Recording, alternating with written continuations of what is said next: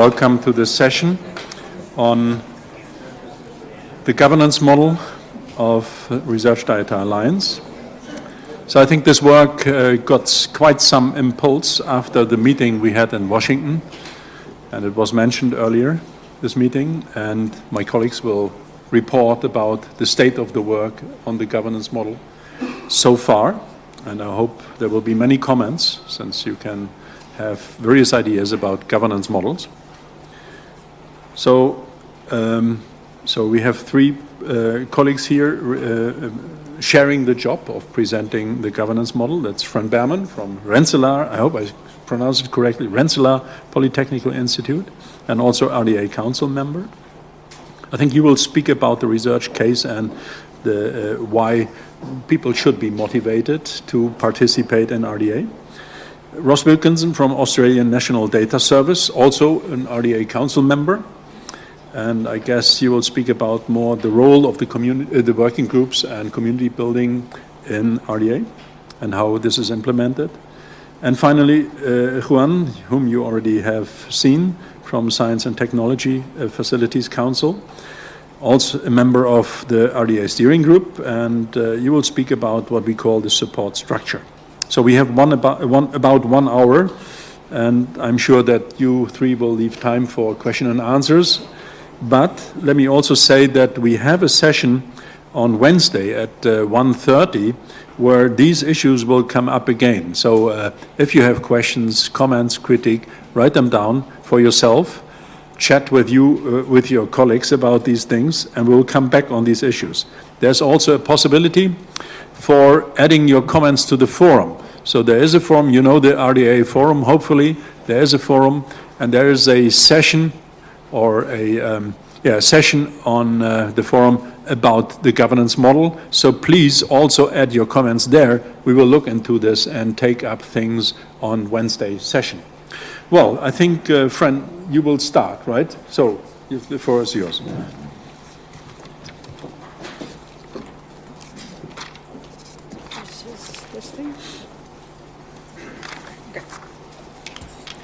Thank you, Peter. I can't tell you all how thrilling it is to see you here. It's only been a few short months, and the community interest and your work has been fairly amazing. So thank you so much for coming to the launch and being part of this and being our founding members. I want to tell you on behalf of Ross and Juan and I that everything you're seeing is the first version.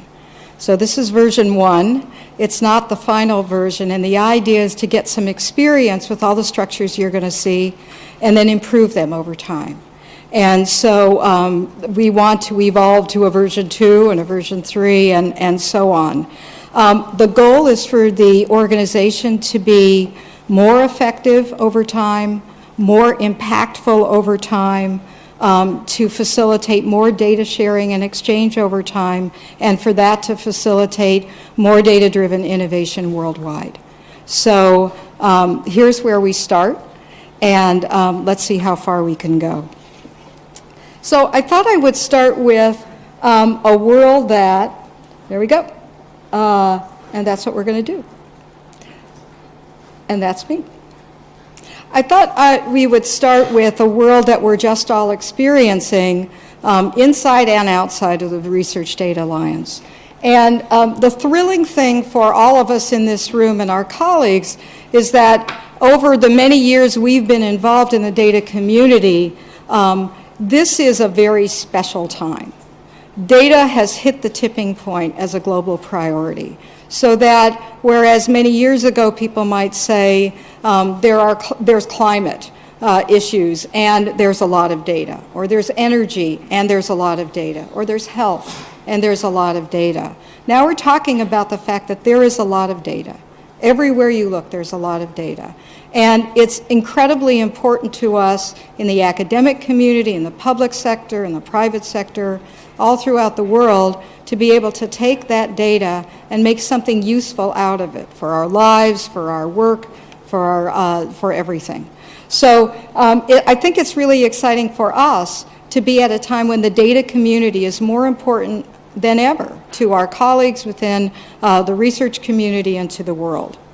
Now, one of the things that we're finding is that it's not just your data, it's other people's data as well. If you want to ask complex questions about the world, what is the impact of the environment on your risk of getting asthma?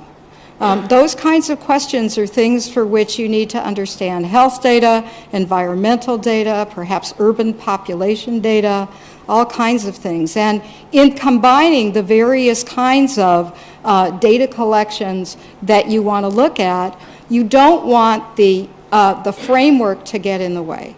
You want to share that data without barriers. You don't want to have to spend all your time worrying about the kinds of metadata and how they interoperate, the ways of accessing those collections, putting them together, integrating them.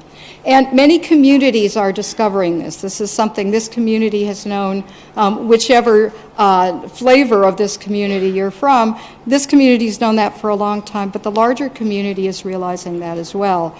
So the kind of momentum we're seeing, not just from this community, but from the larger community in terms of data, the importance of access to data, the importance of interoperability of data is incredibly important, and I think will move all of our efforts forward.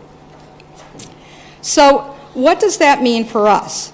And for us, the engine of data sharing and exchange needs to be kind of driven at all points through the data life cycle. And this is a version, but I think we have many really strong versions of the data life cycle around the community. For those who create data, for those who make that data into kind of reasonable pieces of information, for those who use and reuse it, for those who publish it and make it available, for those who worry about life cycle issues. Are we preserving it? Are we destroying it? What are we doing with our data? All of that is driven by particular concrete activities. We need to worry about sustainable economic models for our valued collections. We need to worry about different kinds of preservation and management structures. We need to worry about how to identify data and how to make sure that identification is something we can utilize in tools. We need to worry about the different policies we use for sharing data. So all of those gears really drive the engine of data sharing and exchange.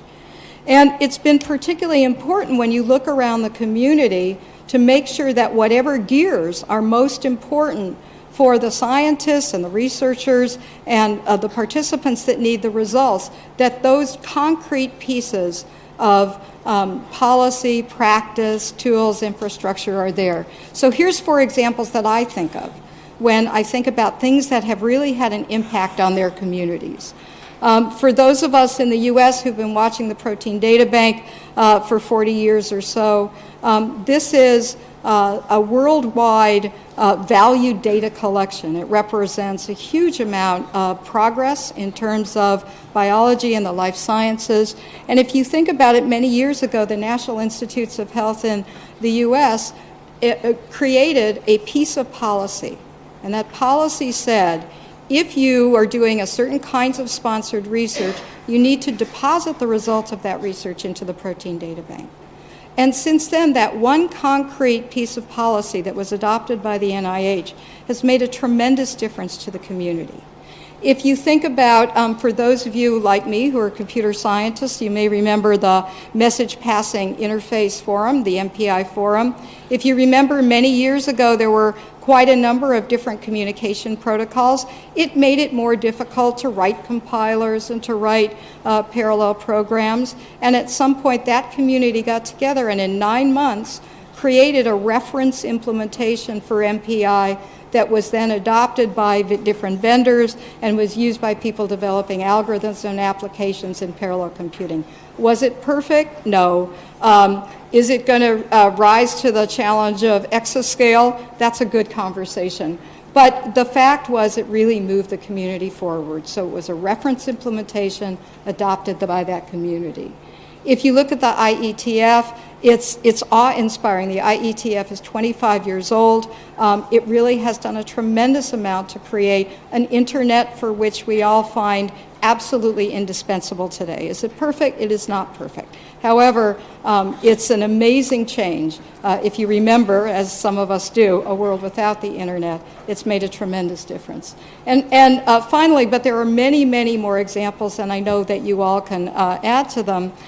It's been thrilling to see health communities like the Alzheimer's community come together. These are communities where data is a competitive advantage, so it is hard for them to share their data. But when they decide to go over that boundary and create a mutual collection, all of a sudden you have a broad spectrum of patients that you could not have had if you just look at your own clinic. And you can do all those trends from noise analyses that really make a difference in terms of understanding the disease and trying to come up with a cure. And that community is doing that.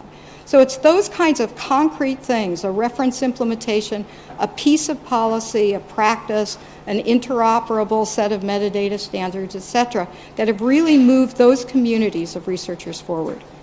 And that's what we're trying to do with the RDA. So if you think about the RDA, this organization is really not trying to boil the ocean. We're not trying to do everything that all of the other organizations, which we hope to partner with in a really exciting and viable way, are doing. The idea is to take those very concrete, harvestable pieces of tools, infrastructure, code, practice, policy, and have them adopted by communities who can benefit the research community. At the very heart of it, that's what the RDA Working Groups, which are the things that the RDA, I'm sure, will be most proud of over time, are trying to do. So if you think about it, the idea is RDA is all about its working groups, and its working groups are all about those concrete deliverables. So where do they come in? And let's sort of think about it, because in some sense we need this whole pipeline.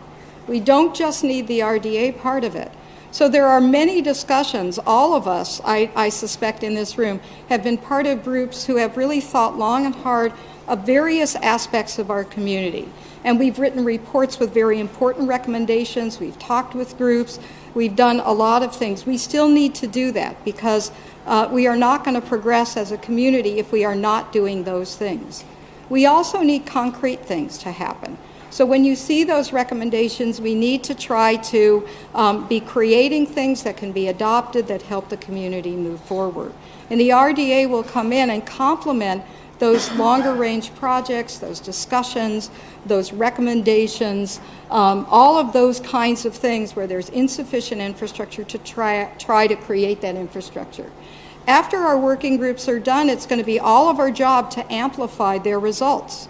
So they will be adopted by someone within the working group, and Ross will be talking more about that. But if there is a broader community who can benefit from those deliverables, it will be incredibly important for us to amplify those results. And as you just heard from the last panel, there's a whole world full of people who are serving their governments who really want to see this to happen. And they want to see it happen because they want to see more innovation. They want to see solutions to problems. We can help with that.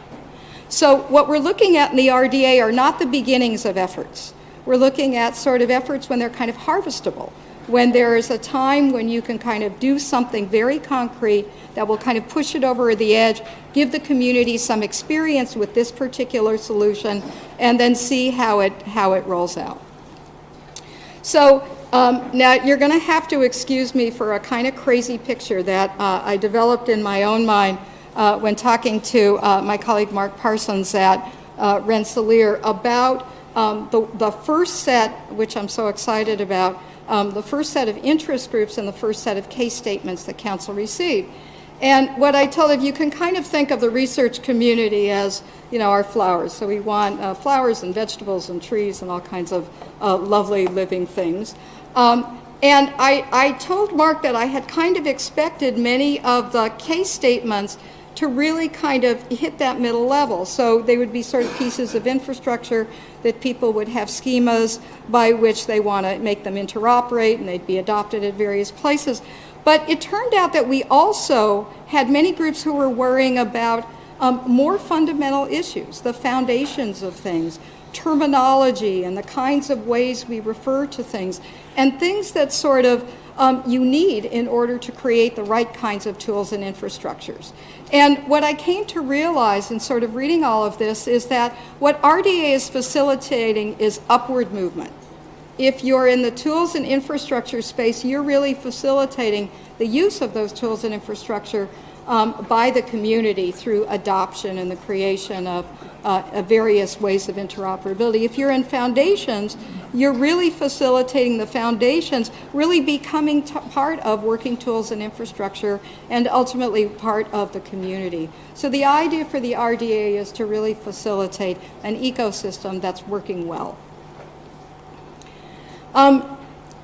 At the end of the day, what we want to do, all of us who are involved with the RDA are hopefully going to go back to our various communities and tell people about the RDA. And so one of the things we'll be showing is this kind of a slide. And so what we want to say is, here's a working group, here's the focus of that working group, here's who will benefit from that working group, here's the deliverables that they said, here's the adopters, and here's how the working group is driving research results through increased data sharing and exchange. So I'll indulge you with one more silly example, and this is something I kind of thought of to show you. So imagine that we have my favorite example, the basket weaving community. And so imagine that we have a working group, and what do? So perhaps there are 4 major community collections. Of course, I don't know if this is true, so if it is, please tell me afterwards. But perhaps there are 4 major community collections of materials and functions for the basket weaving community, but perhaps it's the case that people can't ask fundamental questions like which basket materials are most resilient, or how are baskets used in various cultures. Perhaps you can't ask those kinds of questions because right now they don't interoperate. Well, you could imagine that this group might say, well, we're going to create some interoperable infrastructure and some metadata framework between all of these major collections. And what we want to do is kind of create what looks like a virtual bigger collection, and then we're going to create a portal so that the community can access this bigger collection. And I made up all these things too. So imagine that the collection stewards are the Swedish Basket Weaving Institute, our hosts, the Chinese Basket Weavers Association, the Basket Weaving Institute of America, etc. And imagine that Juan has volunteered to support the portal for this. So these are very concrete things, and it's a silly example, so my apologies to all of you. But if you imagine that on the other side of it, what does that mean? That means if you're in the basket weaving community, you can now use this collection and this set of collections in a whole new way. And this is going to be incredibly important to you because maybe there are questions you can ask. You can now interoperate with your friends, the anthropologists, or perhaps people doing other kinds of water questions or those kinds of complex questions. So this makes a difference to you. And the idea is that RDA could facilitate that for you. So with my apologies to the basket weavers, I will hand it over to Ross, who will no doubt not be nearly as silly as I've been.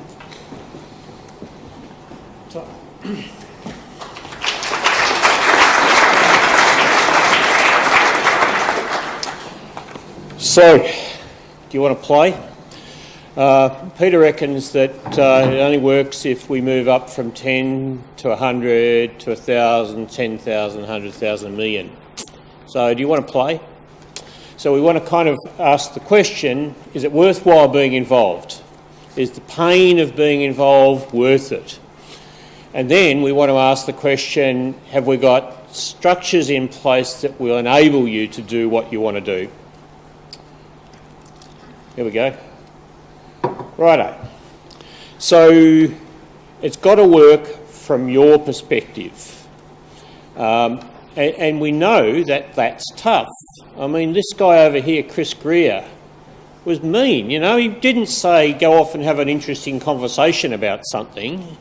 He didn't say write something interesting. He said, give me an answer. He said, give me something that I can use and give me something that other people can use. Now, we know that's hard work. So is it worth doing it? Well, only if there's enough people who play. So, how do we do that? We've got to have a whole lot of people involved in this game. We've seen that we have moved through this process. Many of you have turned up because you think it's at least possibly worth playing, but how do we actually establish that? So, those are the principles that I can skip through because you understand them now. How do you play? Well, there's a lot of ways. All of them are important. First of all, just being part of the community is a really important thing. So joining, because if you join, you get to hum. Now we know humming's good, so that's already a start, okay? So that's step one. It doesn't actually say when you join you must hum, but that's actually the subtext there.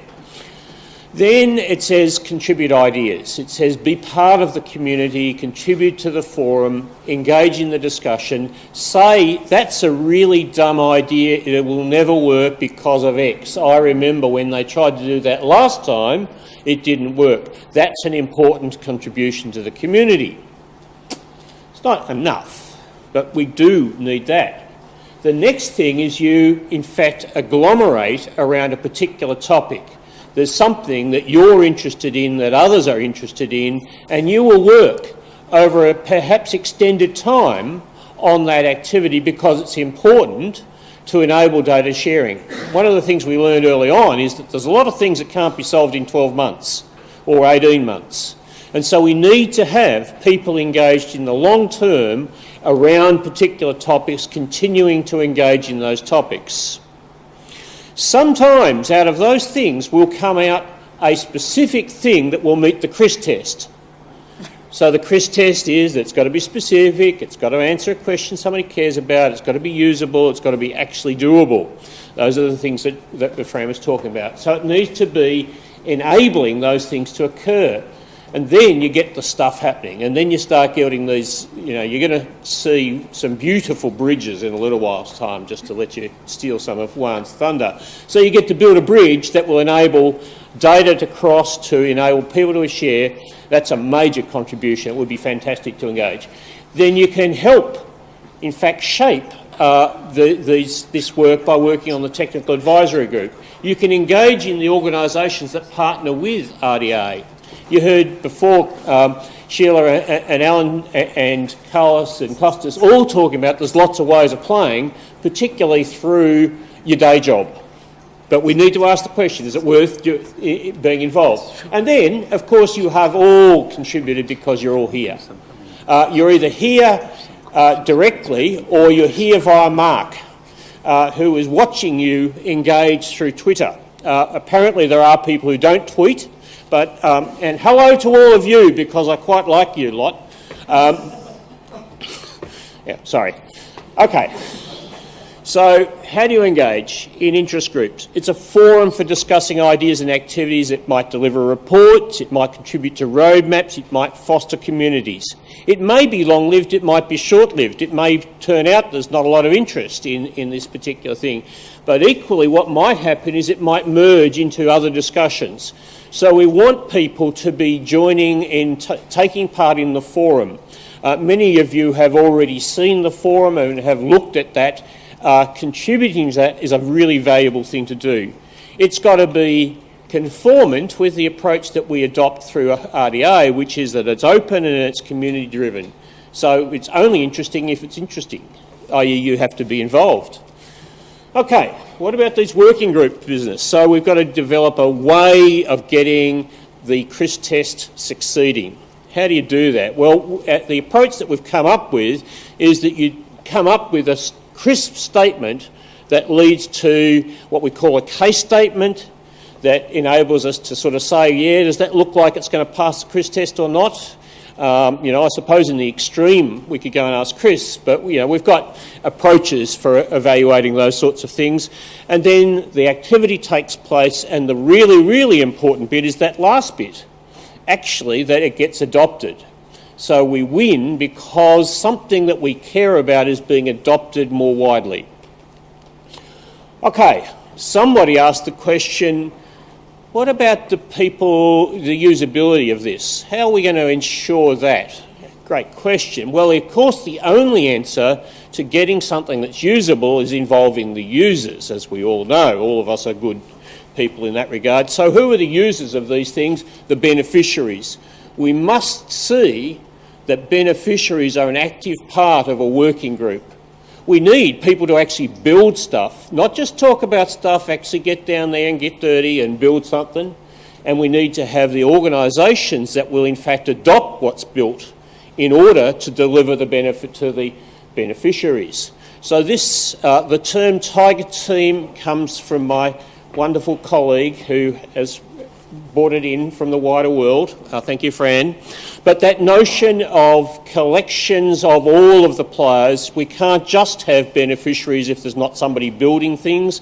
We can't just have builders if there aren't somebody who adopt it and make it available, etc. So that's the kind of thing we like. How do we know if it's working? We've kind of come up with some questions that some of you will have seen, and they're really just asking the question, is it going to actually deliver value to particular people in a way that actually works? So there's questions there that I can work through each of them. I don't propose to do so. They're just asking, is it going to actually deliver the value?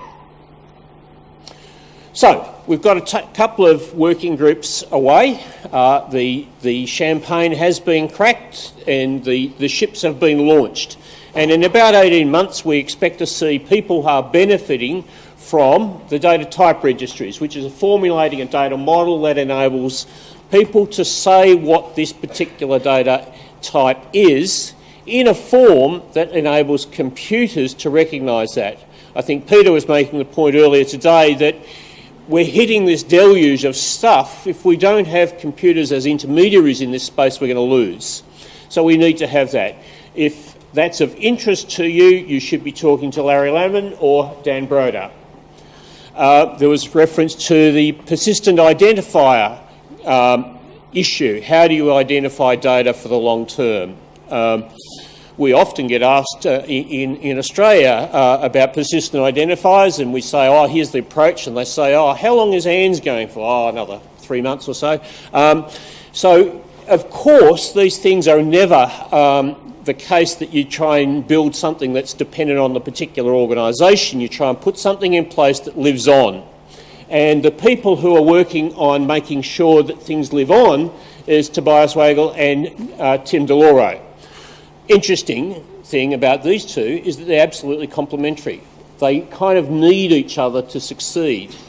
But it'll be lovely to come along in 18 months and ask, what were the outcomes? Who's benefited? How did they benefit? Who's used it? Which organisations are playing? And we're kind of asking those questions, quite annoying questions really, but they're exactly the sorts of questions that allow us to come back to Chris and say, well, this RDA business, it's worthwhile.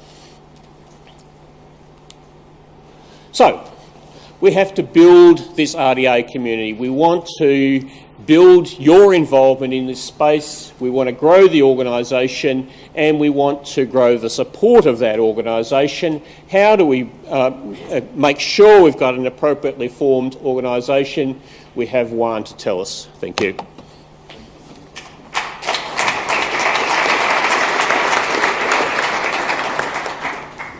So thanks, Ross. Yes, I'm going to talk about the other parts of the organisation, the support that we believe we need to enable the meetings like this to happen, to enable the working groups to go ahead, to enable things to work. And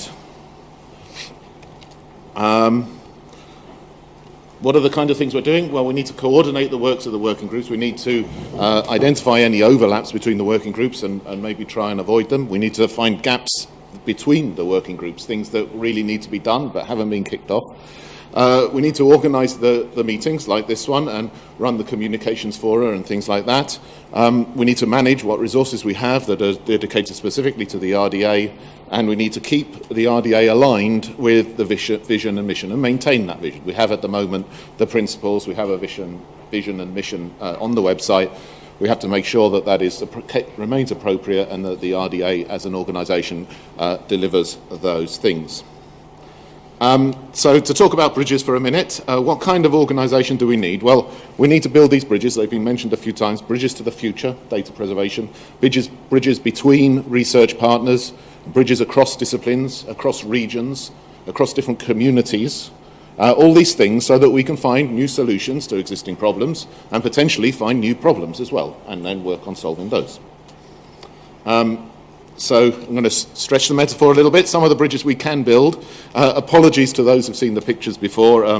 I've given them twice now already, so they might be getting a bit stale. Also, apologies that the bridges I'm going to show are slightly Euro-centric. No, maybe that's just because we're in Europe.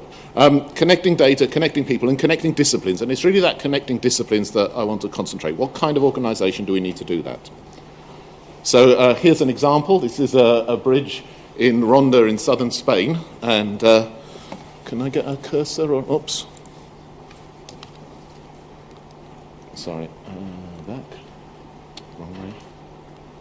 Where am I going? Go backwards. Right. No, so no. Jumped ahead. Right. So I don't have a pointer, I don't think. So you see, this is a bridge, quite an old bridge in southern Spain. If you think of disciplines as vertical. There. Okay. Disciplines as vertical and data transfer as horizontal. See, this has got some very strong disciplinary silos here and here. This is really some disciplinary silos with a little bit of exchange of data at the top. Here's another bridge, the Roman aqueduct in Orange in southern France, I think. Whoops. Right, wrong button. And here we've got a good idea. We know how to bridge across two things, and we can repeat the metaphor and get a longer bridge than we could do just by a single bridging activity. And furthermore, we can build layers upon layers, and those of us who have been building software for a while know all about layering in order to achieve things, so that you can communicate from this side of the valley to that at this level, or you can communicate at that level, or you can communicate at that level. 2,000 years old, this bridge, still stands, still serves its purpose. It's quite amazing. Next bridge, Firth of Forth, in Scotland. Here, I'd like this one because it shows something quite metaphorical. Here, the disciplinary silos, if we think of vertical as disciplinary silos, are leaning out towards each other. They're standing on their own feet here. Up this part here all stands on this pillar, and it would stand even if you took this part away. So these are the disciplinary silos leaning towards each other, and then with a little bit of extra work, you can cross a rather large gap with just a little bit of specific building of bridge between, as long as the silos lean out towards each other.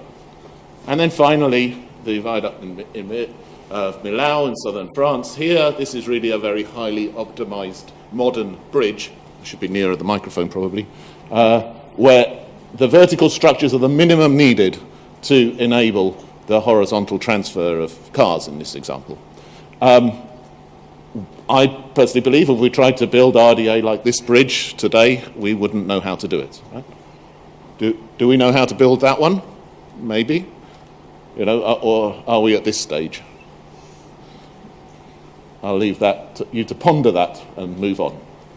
So the steering group, or whatever we call ourselves, have been talking about this for a while, and we've come up with some of the bodies that we believe we need to enable the RDA to work. So here we have the things we said before. We need to maintain the strategy and the leadership. We think we need some sort of council that is going to do that, make sure the organization's mission remains appropriate. We need technical leadership. We need a technical advisory board that will somehow coordinate the work of the working groups. We need an administration, a secretariat, and we need a body that's going to do that. And we need an organizational membership, which is to coordinate those organizations that want to contribute. Now, this organizational membership here is not the organizational membership that the funders were talking about before. They're at the bottom there. The name has changed several times. It was at one brief point called the Science Agency Colloquium, now called the RDA Colloquium, and also had another name as well recently. So there's a group of funders who are funding the kind of work that RDA is trying to bridge between. And then, of course, the bulk of the work is the community impact, which is through the working groups. And I'm just going to say a few words on each of these, not very many, because we are quite short of time in this session. So those bodies work by writing down what they're going to do. So we have some key documents, each document the responsibility of one of the bodies. So we have a technical roadmap, which is the responsibility of the Technical Advisory Board to maintain, which describes the technical plan and the deliverables, and it coordinates the working groups, and it looks for gaps and looks for overlaps and things like that, and that's all recorded in the technical roadmap maintained by the Technical Advisory Board. We have a process and strategy board, which is about how the organisation works as an organisation. So what are the processes that the RDA needs to go through? That would be written down in the process document. And what is and how do we take the strategic goals that are put forward by the council and turn those into working processes? We have a strategic plan, which is the responsibility of council, really sets the direction and makes sure that the organisation delivers the vision and the principles that we've seen twice already. And in particular, changes that if necessary. We can't be sure that the mission as it's written today is exactly the right thing.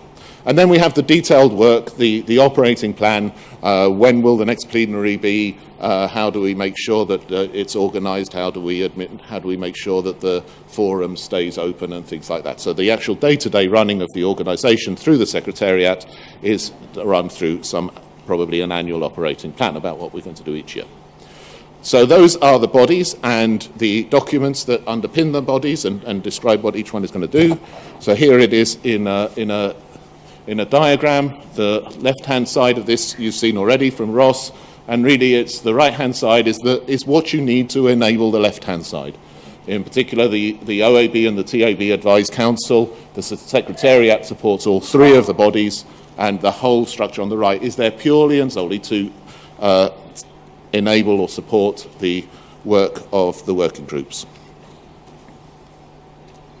I've got some slides here with a little bit more detail on each of the bodies, but actually I'm not going to go into those now. I think in the view of time you can see the slides elsewhere. I've already described it. Currently the Secretariat has Stephanie, Mark and Herman, who are in parts of the particular projects in the three continents that are going. This will probably expand a little bit in future.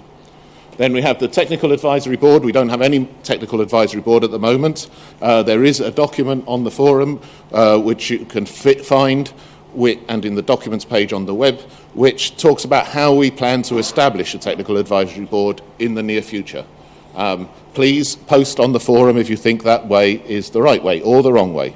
We will have to run some sort of election pretty soon to try and get people into the Technical Advisory Board, so let's quickly reach consensus about what the mechanism for selecting or electing the Technical Advisory Board should be. So please have a look at that and post on the forum if you have comments on it. We will, within the next month or so, be selecting the first tranche of Technical Advisory Board members. The Organisational Advisory Board, that's even a little bit further into the future. We imagine that over time there'll be organisations who want to contribute directly to the running of RDA to keep it sustainable, and who believe that their mission is aligned with RDA and therefore want to contribute. Once we have such things, we will need a body that will coordinate them and have a talking forum for them. So that is being worked on by Ross and Fran, but as of now, it's not the most urgent thing. The most urgent thing perhaps is to get the working groups going, to get the Technical Advisory Board going. We do have a preliminary council of 3 members that were suggested by the funders. We expect this to expand over time. Again, the process by which people get onto council is open for discussion. It'll probably come to 9 and we'll probably replace a third of the council each year. So people will serve for 3 years and then stand down, and a third will be replaced on a rolling programme. But again, there's the governance document on the website describes this to some degree. We're still working on filling out the details of how this will work. Please contribute, put your points of view, and we'll try and get the best mechanisms we can by involving as many people as we can. We will have organisational affiliates or other organisations. It has been commented that there are other organisations who are doing things that are pretty similar to RDA. That is true. I don't believe there are any who are doing exactly the same as RDA, but we do need to obviously coordinate with other bodies, some of them are mentioned here, who are doing related things. So that will also need some work, and again, still in formation. The support model, so this is about supporting the actual administration of RDA. We have some funding at the moment from the funders that were at the table in the last session. But, you know, moving forward, that will last for a while. Moving forward, we probably need to get funding from other sources as well. This is about running the RDA. This isn't the kind of thing that was being talked about by Peter about the membership participation should be done through their day job. People should come to RDA because it's their day job, because they believe that coming and talking and benefiting from the outputs of RDA will actually help them in their day job. So this is where we are today, T equals 0. We're here in Europe. Please get involved, help RDA live up to its expectations and its aspirations.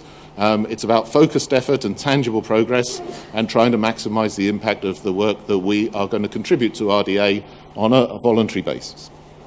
Work with your colleagues to create working groups that will make a difference to the research community.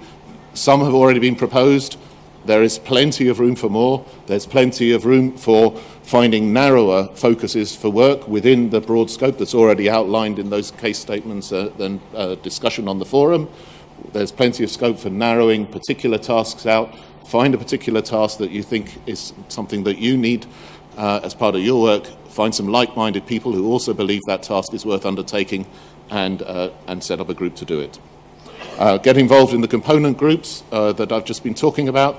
Those will have ways of getting in them. Some of those ways are still being drafted, so make suggestions for how those groups should be populated and volunteer yourself and try and get involved and support the group in that way. Help us make RDA better. So that's all I wanted to say about support. There is a few, I just wanted to run through the agenda for the rest of the plenary. There's a couple of points to make here. And so starting with tomorrow, today is the launch day. Tomorrow is the first day of the actual plenary meeting, the kind of thing that we will be doing every 6 months. I don't want to go through the whole agenda. The first session tomorrow is a few talks.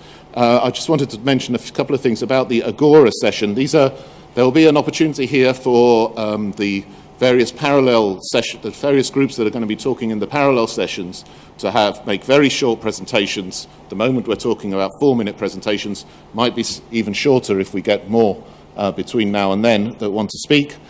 These are short presentations about what the different parallel groups will be doing during the parallel sessions. If you are already planning to speak, we should know about it. Beth Playley, who is at the back there, Beth, is organising this session. So if you're already planning to speak, I hope Beth knows about it. If you haven't yet put yourself forward to speak and you would like to speak in this session, please get hold of Beth and say, can I have a minute or two in that session to put a point? The point would be to try and say, I believe this is a topic that we should start either an interest group or leading to a working group or whatever.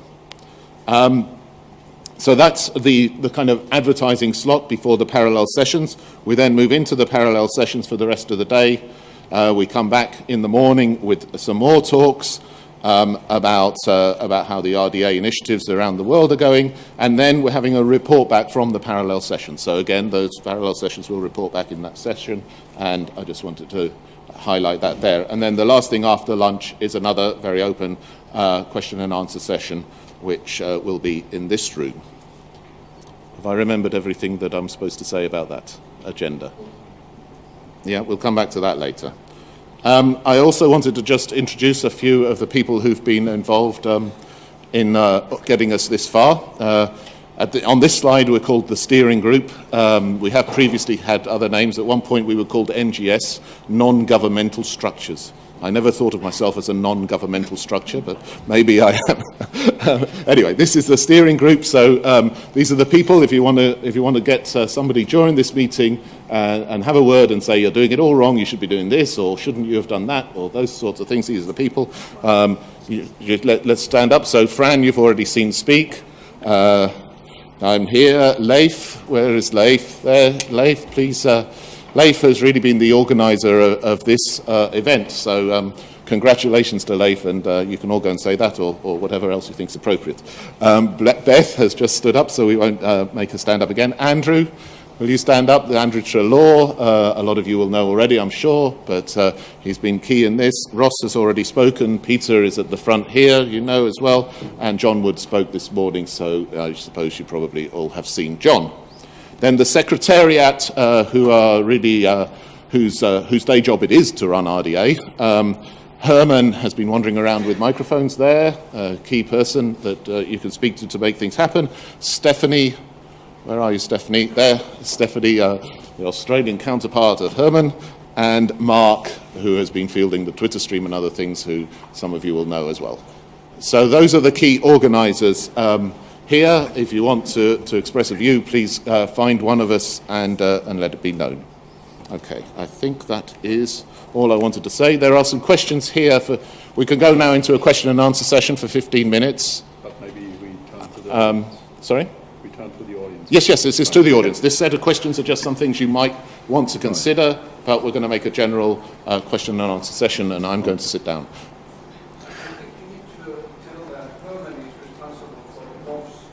Yes. We will do it at the end. Of the Okay. session, Okay. Peter could do it. So thanks again to the three speakers.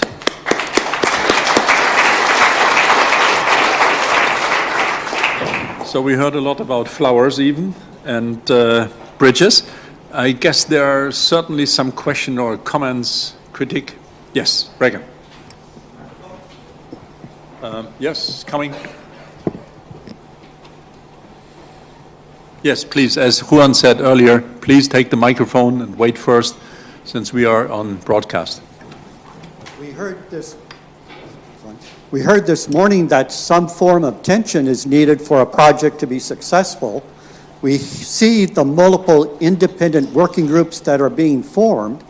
Can we introduce the requisite tension by also implementing a test bed in which each working group demonstrates what they have achieved? The tension could come from the test bed providing the current standard of practice in that area versus the new proposed form of practice. Simon? I think that might work for some working groups and possibly not for others. One of the things that's very clear is that we have put a lot of effort into getting to the point of working groups started. We have put less effort into what constitutes success at the end of a working group. And we would like to work with you and others on exactly the answer to that question. What we know is in the ITF, they developed an approach for determining whether or not a working group was successful. What works in data in this same way? And I think we should take your proposition and test that with others, and then we'll have others with propositions that we will test with you. So I think we do need to do substantial work over the next little while on exactly that. But of course that work can only be done in abstract and in theory before working groups have started. But now that they have, we should do it with people who are actually in the game, because it's a stupid idea to come up with rules of how working groups work without having talked to working groups. Other questions? Françoise and Ralph. Wait a moment. Françoise? Oh yeah, and then Shin and Ralph. Yes, I would like to put together two things which have been said at different moments. One is that there are already organizations which are working in similar domains. Some of them are trying to be totally interdisciplinary and overarching the disciplinary bodies, but some of them are also disciplinary bodies, I mean.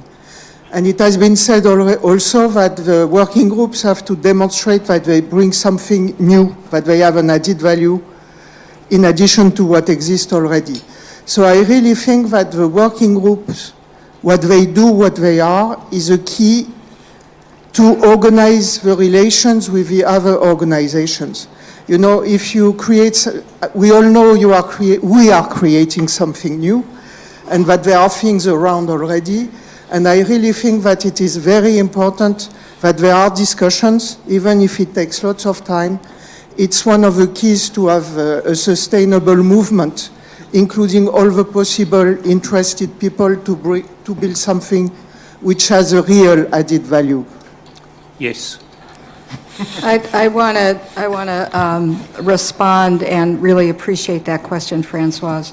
One of the things I think is absolutely critical for RDA is to work inside the data community with relevant other organizations to figure out the right kinds of partnership models. What can we do that helps each other get towards the goals in some, that we have in some kinds of synergistic way?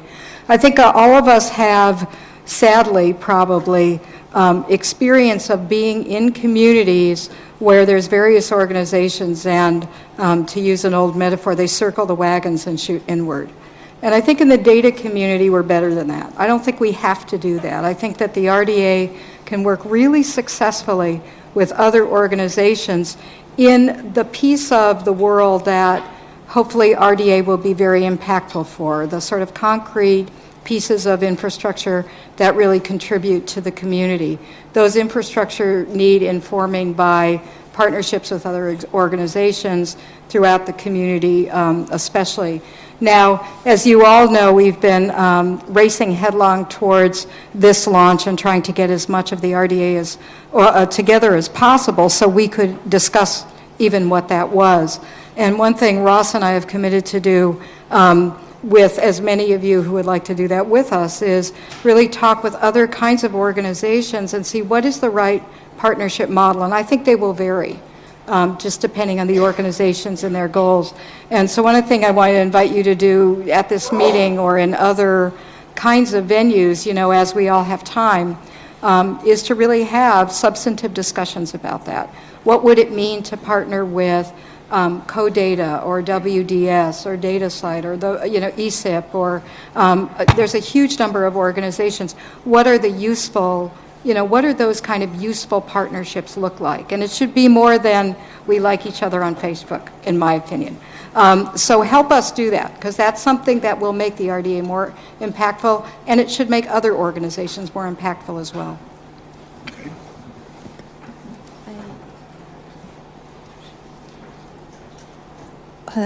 And probably it's related question, and I want to ask the vision of RDA, how to dealing with the conflicts and come from within a group or between the group and with RDA and other community, if they are completely different approach, a recommendation, and it comes out what's your vision to. So a possible answer to that question is that different organisations have different purposes, and it may well be the case that in some cases that if there's a piece of work that's being done that's meeting the needs in two different communities, one of which is RDA, we might ask that in the RDA context we try and pass the CRIS test, and in the other organisation we try and pass the equivalent of whatever the CRIS is in the other organisation test, i.e. you're trying to meet different needs in different contexts. We're trying not to be all things to all people with regard to data in this regard. It's trying to sort of accelerate away from where we are in a particular way. That's not going to meet all needs, it's not going to address all problems, but there's going to be some problems that it's going to help really well on, and others where in fact you'll need to get the efforts of different sorts of organisations. Maybe it will be a different sort of international organisation. It may well be the case that it's a different sort of local organisation that delivers a value in a different sort of way. Right. Yep. Soon the working groups will start to produce results. Is there an RDA dissemination plan? How do you want to spread the word about the results to the world, to the communities? I love that question because I think that's really important. I think that it's an easy sell to talk to a community of specialists. It's not so easy to talk to people outside our community, which is typically where our stakeholders are coming from. One of the things the RDA wants to do, and hopefully we could grow the Secretariat in that respect, is to have a real communications arm, which tells science stories and research stories and RDA stories outside the community. And really lets people know what kind of impact that is. We also need to communicate among ourselves, and that's really important too. But it's both the internal and the external that will give us the most impact. So, so the state of the art is we're doing that with the help from ICORDI and the National Science Foundation and other kinds of institutions. Now we hope to institutionalize that as part of the Secretariat, as there's budget and personnel and a plan to do that. And I know that Mark Parsons is working with many other people on the Secretariat to actually create kind of a communications plan. Larry Lanham, CNRI. I'd like to follow up on Reagan's comment and connect it to the RDA colloquium from earlier. It would seem to me that, and to remind you, Reagan's comment was about wouldn't the testbed be useful? That sounds to me like a perfect opportunity for the funding agencies to think about if maybe they should solicit proposals about testbed for things that are coming out of places like RDA. So that would seem to me to be a good way for these organizations to work together and think about each other. I think to respond briefly, what Ross said is certainly true, that for some of the groups this is appropriate. I think for some it might be a bit early, but one thing that the groups can do right now, should they wish to, is put their own test criteria in their case statement at the start. They say, we believe we will have succeeded when we have done this, and kind of put your own head on the block as groups, up until such time as there is something from outside. It's difficult for us to speak on behalf of funding agencies as to what they might do or otherwise, but no doubt they will.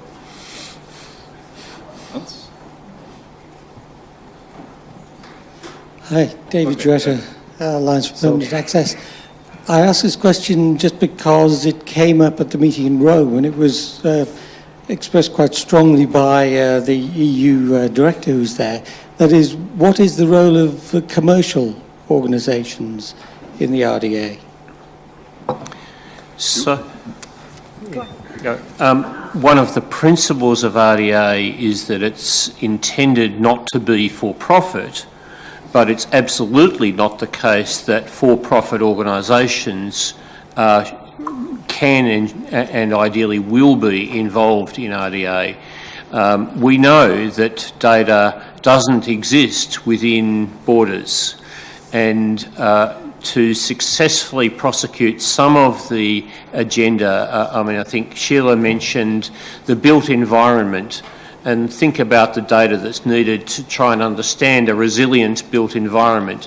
Yes, there's research data that comes from researchers. There is equally data that's come from commercial providers. And then what happens with the data and the analysis? It's going to have to flow back out to the people who are able to use that. So we absolutely contemplate a strong relationship in that context. I know all of the funders agree that one of the key reasons for engaging in this enterprise as a whole is to enable innovation. And that's not just scientific innovation, that's also innovation in the wider space. And we know that governments are investing in open government for precisely those reasons as well. Okay. So this is Hans Pfeifenberger from Alfred Wegener Institute. I have a simple, I think, and a slightly harder question.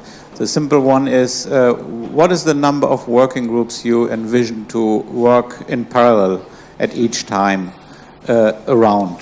So since you, I think, Ross said there should be more, or was it Juan, there should be more, ever more simpler questions being addressed. Mm-hmm. And the slightly harder one is, everybody is lauding the IETF and so on, and we all know IP version 4 has done its work for a long time, but we notice how hard it is to switch to the next version. So who will make sure that we don't freeze technology too early? Because when we implement solutions right now, which are working, how do we avoid freezing technology, freezing solutions? I'm going to take the easy question and let I these was going guys to take take the the easy hard question. I think it would be great to have as many working groups that are well aligned in producing, concrete deliverables as possible. And if we have the problem, there's like too many working groups to handle, I would love to try to deal with that.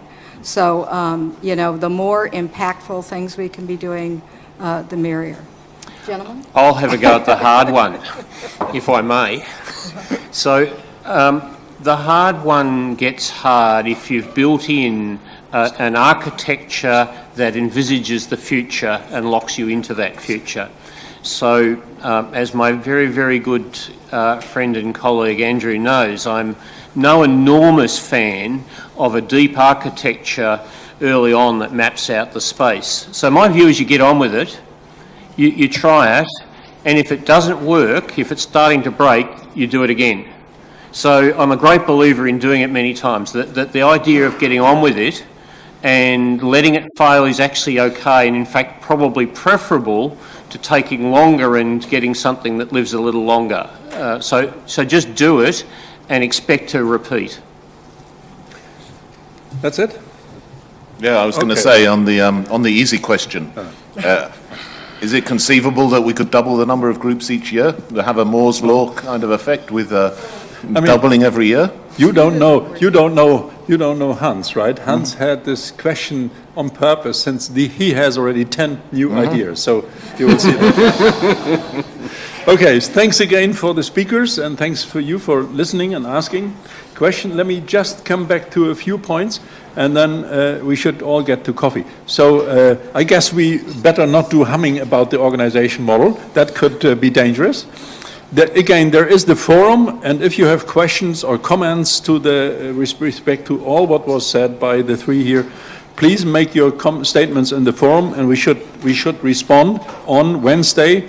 There's the 1:30 session again on these kinds of matters. So please write down your comments or write it into the forum.